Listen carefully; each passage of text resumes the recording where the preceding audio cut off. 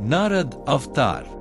देवर्षि नारद को भगवान विष्णु के अवतार के रूप में सम्मानित स्थान प्राप्त है।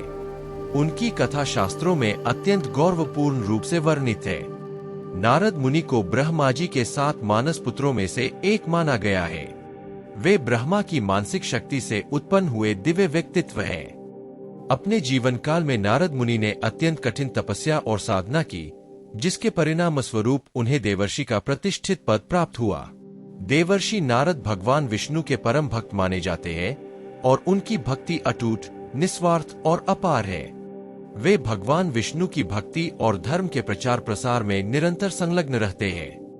लोक कल्याण की भावना से ओतप्रोत नारद मुनि को संसार में धर्म, ज्ञान और भक्ति का संदेश फैलाने का उत्तरदायित्व सौंपा गया है। उनका समर्पण इतना गहरा है कि शास्त्रों में उन्हें भगवान का मन कहा गया है, जिसका अर्थ है कि वे भगवान की इच्छाओं को मूर्त रूप देने वाले माध्यम हैं। देवर्षि नारद की महत्ता का प्रमाण श्रीमद् भगवद गीता के 10वें अध्याय के 26वें श्लोक में मिलता है।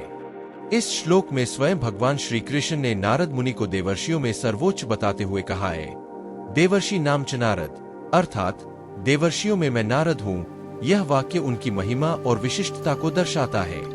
उनके कर्तव्यों का दायरा केवल देवताओं और ऋषियों तक सीमित नहीं था, बल्कि वे मनुष्यों और असुरों को भी सही मार्ग पर चलने की प्रेरणा देते थे।